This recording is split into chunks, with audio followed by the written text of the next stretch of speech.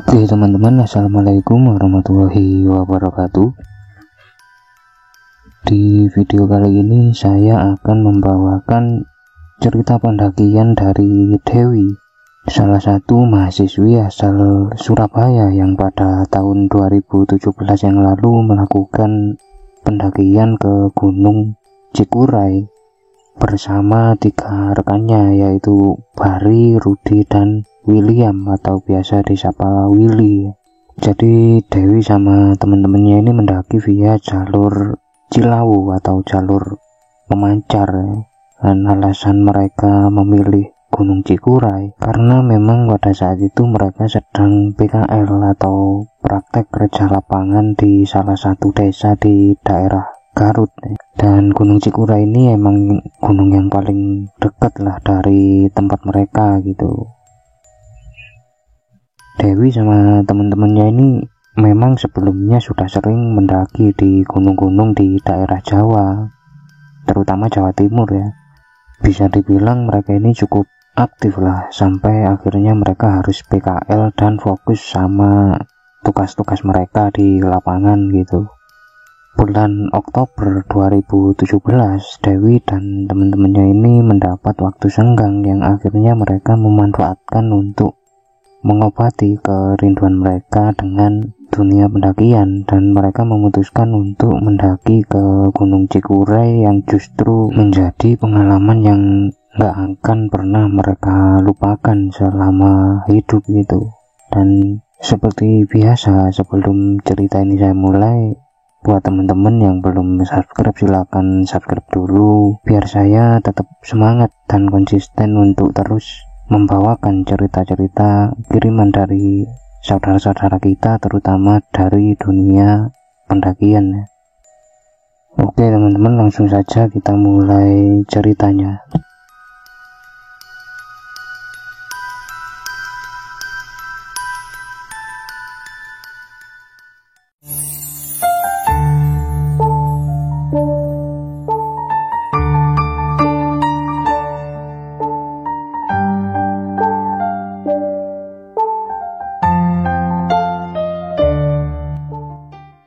Singkat cerita, pagi itu Dewi dan teman-temannya ini mulai menyiapkan keperluan pendakian mereka, mulai dari peralatan, logistik, dan lain-lain ya.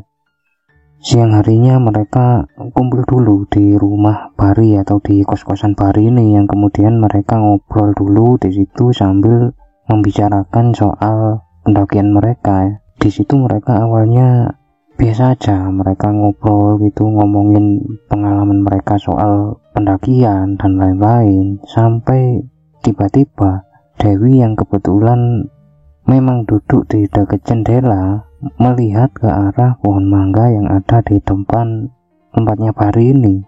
Dan di situ Dewi ngerasa kok kayak ada sosok orang yang kayak ngintip gitu dari balik pohon itu gitu.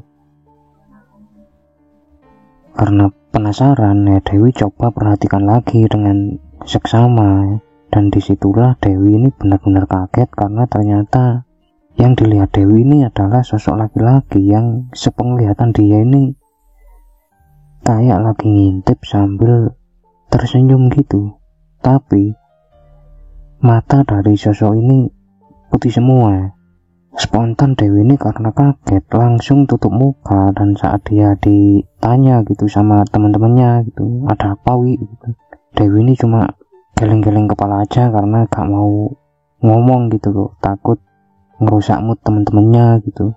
Dan sejak saat itulah Dewi ini mulai ngerasa kurang tenang ya. Entah kenapa Dewi ini tiba-tiba kayak takut sama ragu gitu untuk ngelanjutin pendakiannya gitu. Tapi karena udah gak enak gitu sama teman-temannya gitu, udah janjian, udah mateng rencananya gitu, akhirnya dia simpan sendiri perasaan gak enaknya ini sama teman-temannya gitu, dan memutuskan untuk tetap melanjutkan pendakiannya. Sore harinya sekitar jam 4 lebih lah, mereka ini akhirnya berangkat menuju ke Cilawu, dan baru sekitar habis maghrib mereka sampai di area pos 1. Memang dari info yang mereka dapat ini, ya di pos 1 ini tempat untuk ngurus simaksi atau registrasi, tapi sayangnya mereka nggak tahu kalau pos 1 ini pada saat itu hanya buka sampai jam 5 sore, dan saat mereka sampai di sana semua sudah pada tutup gitu. Termasuk warung-warung yang ada di area situ juga pada tutup semua gitu. Pada saat itu bisa dibilang mereka ini agak kecewa ya, dan akhirnya berunding lagi gitu, enaknya gimana gitu. Sebenarnya mereka ini maunya mendaki esok paginya, tapi karena waktu senggang mereka ini terbatas, mereka memutuskan untuk tetap mendaki saat itu juga. Mereka mulai ngambil senter gitu, rapi-rapi dan lain-lain. Mereka pun berangkat saat itu sekitar jam setengah 7 malam. Mereka mulai jalan saat itu pelan-pelan gitu, dan karena mereka gak pernah ke situ, ya modal mereka ini cuma peta jalur yang mereka foto saat berada di pos 1 sana gitu, sama penunjuk jalan di sepanjang jalur aja gitu. Pada saat mereka mulai jalan ini, Dewi sempat menoleh ke arah salah satu warung yang ada di area pos 1, dan di sela-sela jendela warung itu lagi-lagi Dewi ini melihat seperti ada sosok yang sedang mengintip ya. Samar-samar gitu karena emang udah gelap ya. Tapi entah kenapa, walau nggak terlalu jelas itu, Dewi yakin kalau sosok itu adalah sosok yang sama seperti yang dia lihat tadi di tempatnya Bari gitu. Nah seketika saat itu Dewi ini langsung merinding, sampai-sampai badannya ini kayak dingin semua gitu. Formasi pendakian mereka saat itu, Bari sebagai leader di depan, kemudian disusul Rudi dan Dewi di barisan ketiga, dan Willy sebagai sweeper di belakang gitu. Sepanjang perjalanan mereka menuju pos 2 ini, Dewi benar-benar ketakutan ya, karena dia ngerasa ada banyak sekali suara langkah kaki, padahal dia tahu kalau di belakang dia ini ya cuma ada Willy aja gitu. Sampai-sampai Dewi ini berulang kali menoleh ke belakang, tapi yang nggak ada apa-apa, ya cuma Willy aja gitu. Gak cukup sampai di situ, di tengah-tengah perjalanan mereka menuju ke pos 2 ini, Willy mulai ngeluh kalau tasnya ini terasa berat banget, sampai-sampai bentar-bentar dia ini minta break sama temen-temennya gitu. Mereka juga sempat mendengar ada suara kokok ayam beberapa kali, sampai mereka ini pada heran semua gitu. Ya emang apa ada ayam di sini? Kalaupun ada, ngapain malam-malam gini berkokok gitu? Mereka jalan terus. Saat itu sebenarnya suasananya udah mulai tegang ya. Dan singkat cerita sampailah mereka di area pos 2. Saat itu Willy ini bilang dia udah kecapean, nggak kuat lanjut lagi, jadi mau nggak mau mereka harus nginep di situ malam itu. Dan mereka pun akhirnya mulai mendirikan tenda karena area pos 2 ini cukup datar dan lapang lah. Nah, selesai bangun tenda, seperti biasa mereka masak-masak, kemudian mereka makan malam, dan habis itu ngobrol sebentar, kemudian langsung tidur ya. Malam itu mereka lewati sebenarnya ini nggak ada gangguan, tapi Dewi ini tetap nggak bisa tidur karena dia mikirin semua yang mereka alami gitu selama pendakian tadi gitu. Dan dia baru tertidur sekitar jam 2 pagian. Esok harinya sekitar jam 6-an mereka akhirnya bangun dan langsung masak untuk sarapan, yang kemudian sekitar jam 8 selesai beres-beres, mereka langsung lanjut lagi perjalanan ke arah pos 3 ya. Mereka mulai jalan lagi saat itu pelan-pelan gitu. 15 menitan lah mereka jalan ini. Hutan ini mulai rapat dan jalur pendakian udah mulai agak nyempit-nyempit gitu. Ya perlahan-lahan suhu ini mulai dingin saat itu. Makin mereka masuk ke arah hutan ini makin dingin, sampai akhirnya mereka ini harus pakai jaket tambahan saat itu. Di sini lagi-lagi Willy ini ngeluh kalau tasnya ini kayaknya terlalu berat buat dia gitu, yang kemudian akhirnya ditukar sama tas milik Bari. karena tas Bari ini jauh lebih ringan, nggak bawa apa-apa, dia paling cuma bawa logistik sama beberapa barang aja dikit.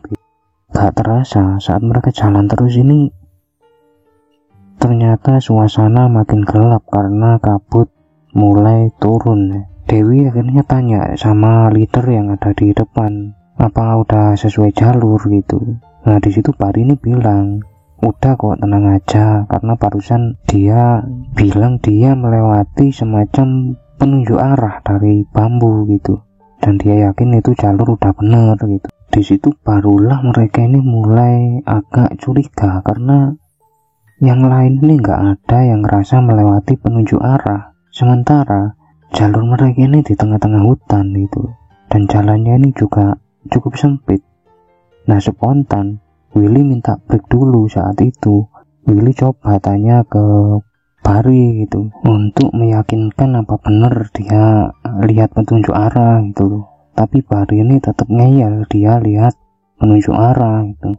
Di tengah-tengah perdebatan mereka ini, tiba-tiba mereka melihat ada kayak samar-samar titik-titik cahaya gitu yang belok-belok gitulah, agak jauh gitu di depan mereka. Nah saat itu dia bilang ke teman-temannya gitu, itu kayaknya senter pendaki lain gitu, karena saat itu walau bisa dibilang masih siang hari, tapi suasananya ini udah cukup gelap ya, karena kabut dan sinar matahari ini nggak bisa masuk ke situ gitu. Mereka akhirnya memutuskan untuk cepat-cepat jalan lagi untuk ngejar rombongan di depan mereka itu. Ya cukup lama mereka ini jalan saat itu, bahkan dia bilang mereka jalan ini cepet ya, sambil kayak setengah lari gitu. Tapi rombongan yang ada di depan mereka ini justru kayak makin jauh gitu, karena perlahan titik-titik cahaya yang mereka lihat ini menjauh dan akhirnya udah nggak kelihatan lagi gitu. Saat itu mereka ini udah mencapai batasnya ya, semua udah benar-benar kecapean dan lapar juga. Akhirnya mereka memutuskan untuk istirahat dan makan di area yang cukup terbuka tapi agak miring gitu. Nah selama istirahat ini mereka coba lihat peta jalur lagi gitu, dan lihat beberapa catatan yang emang mereka siapkan sebelum pendakiannya gitu. Dan di situ estimasi perjalanan ke arah pos 3 ini harusnya paling lambat sekitar 2 jaman. Tapi begitu mereka lihat jam, ternyata sudah jam 1 lebih, tapi belum juga sampai di pos 3. Akhirnya mereka mulai panik saat itu, takut keluar jalur apa gimana gitu, apalagi udah 5 jam jalan, ini pasti udah jauh banget gitu. Bari sebagai leader pada saat itu memutuskan untuk balik arah aja, kembali ke pos 2 daripada beresiko dan makin jauh gitu. Selesai istirahat, mereka mulai jalan balik ke arah pos 2, tapi baru beberapa menit mereka jalan, mereka ini nggak bisa nemuin jalur yang sejak tadi mereka lewati. Mereka seperti benar-benar di tengah hutan yang belum pernah dilewati manusia kan. Disitulah mereka ini benar-benar panik dan ketakutan karena mereka seperti kehilangan arah gitulah. Ya mau gak mau mereka ini ya cuma bisa jalan turun aja saat itu. Akhirnya mereka mulai jalan turun saat itu, jalan gitu, turun aja gitu, yang penting turun. Tapi makin lama hutan yang mereka lewati ini jadi makin aneh. Aneh karena banyak sekali tumbuhan yang seperti bunga anggrek liar dan lain-lain yang harusnya ukurannya kecil ini, tapi saat itu besar-besar semua, besar banget bahkan. Dia bilang kalau ukuran bunga anggrek liar yang dilihatnya ini bahkan sebesar piring makan. Saat mereka jalan turun ini, samar-samar mereka mulai mencium bau busuk yang makin lama ini kok makin kuat gitu. Dewi yang udah gak kuat akhirnya menoleh ke arah Willy, bermaksud untuk minta apalah gitu, parfum atau apa, minyak kayu putih lah gitu. Tapi baru aja Dewi ini menoleh ke arah Willy, di situ Dewi melihat ada sosok perempuan berambut panjang, gaunnya ini warna merah menyala gitu, ada di atas kepala Willy dalam posisi yang terbalik. Jadi kepalanya ini ada di bawah, kakinya di atas, dan wajahnya ini benar-benar hancur, penuh darah dan berbau busuk ya. Dewi spontan teriak dan langsung pingsan saat itu juga ya. Dan pada saat Dewi pingsan ini, Dewi ini seperti kayak mimpi gitu. Dia berjalan di ruang yang benar-benar gelap, gak ada apa-apa, gelap semua, sampai akhirnya dia melihat satu titik cahaya yang dia kemudian berjalan ke arah situ, sampai akhirnya dia keluar dari situ dan dia melihat Willy jalan sama mereka saat itu. Tapi di sekeliling Willy ini ada banyak banget sosok makhluk halus yang ngikutin dia gitu, bener-bener banyak banget gitu, dan semuanya melihat ke arah Willy dengan tatapan seperti kayak marah gitu. Saat Dewi ngelihat kayak gitu, salah satu makhluk yang mengelilingi Willy ini tiba-tiba melihat ke arah Dewi, dan disitulah Dewi ini tersadar ya, dari pingsannya gitu. Pada saat dia udah mulai sadar ini, Dewi lihat keadaan teman-temannya ini udah pada lemes semua, pakaian mereka juga penuh dengan lumpur, dan mereka ini dalam keadaan yang kayak gimana ya, udah kayak beda banget dari yang tadi gitu. Padahal dia ngerasa dia ini pingsan cuma sebentar, tapi keadaan teman-temannya kok kayak gitu.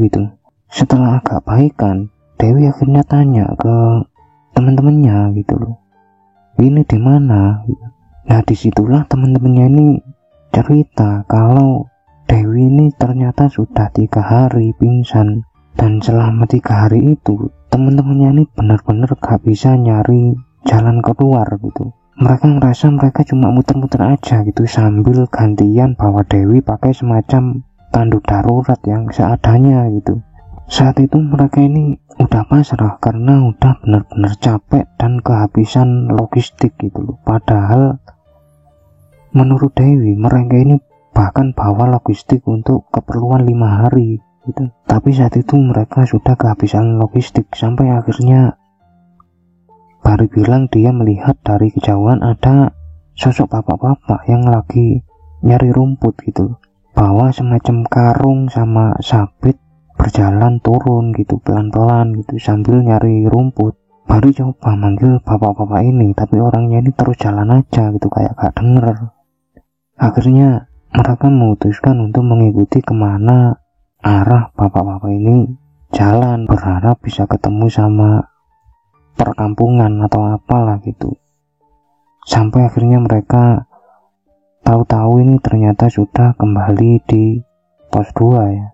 Dewi yang masih nggak percaya sama apa yang dikatakan temennya ini coba untuk memastikan lagi apa bener mereka ngalamin kayak gitu. Soalnya kalau sampai pingsan 3 hari itu kayaknya nggak masuk akal gitu. Tapi melihat keadaan temennya yang kayak gitu dan lihat logistik yang udah habis, padahal nggak mungkin dihabisin dalam waktu yang singkat lah gitu.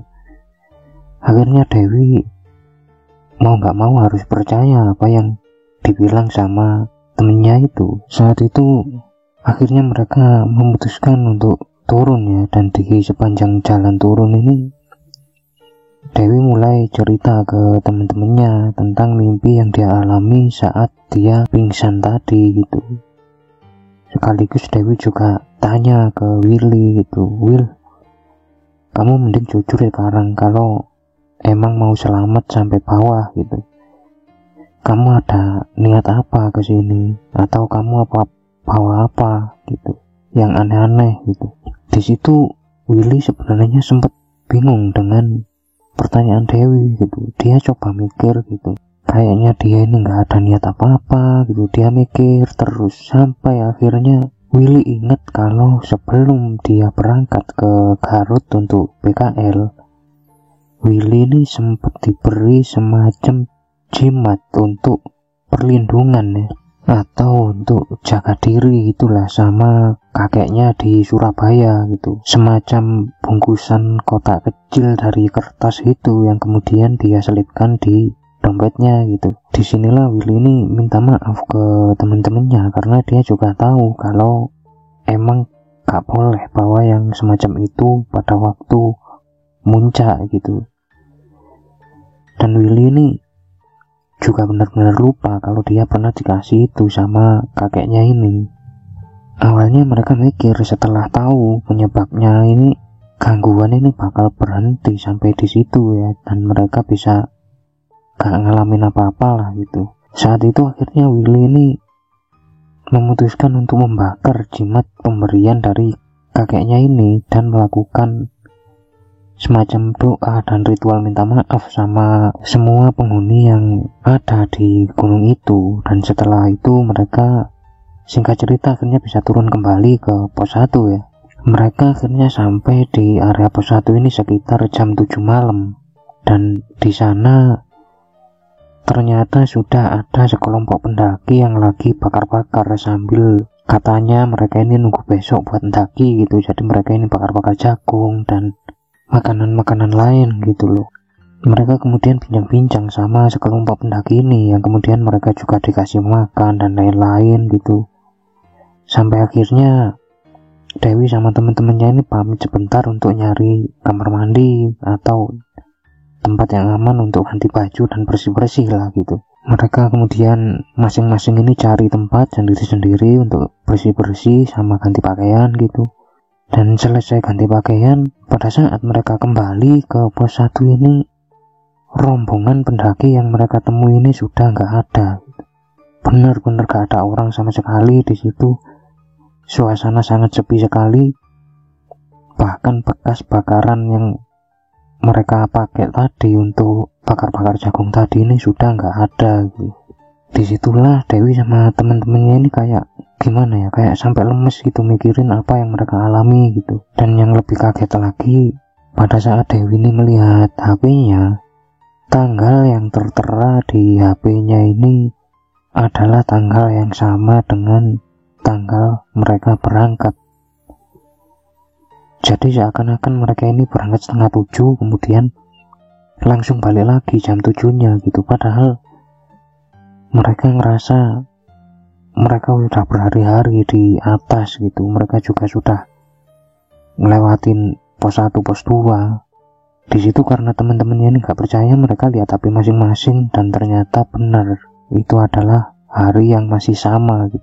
Akhirnya mereka pun memutuskan untuk pulang saat itu karena udah kondisi fisik mereka ini pada kecapean semua.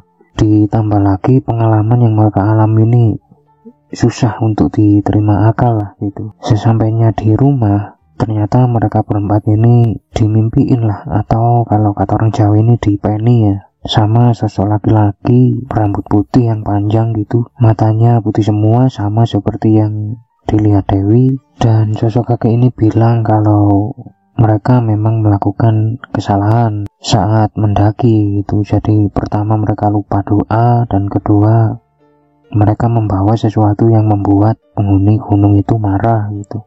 Ya semoga apa yang dialami sama Dewi ini bisa menjadi pelajaran buat kita semua ya. Jadi kalau kita mau kemana-mana ya jangan lupa doa. Kemudian ya kalau bisa, kalau memang ke gunung jangan bawa sesuatu seperti jimat dan lain-lain ya. Bukan karena apa-apa, tapi ya kita saling menghormati aja lah sama sesuatu yang hidup berdampingan sama kita gitu. Makasih buat Dewi ya, buat ceritanya, dan makasih juga buat yang udah denger sampai habis. Sampai ketemu di cerita selanjutnya, dan salam sukmo, salam rahayu.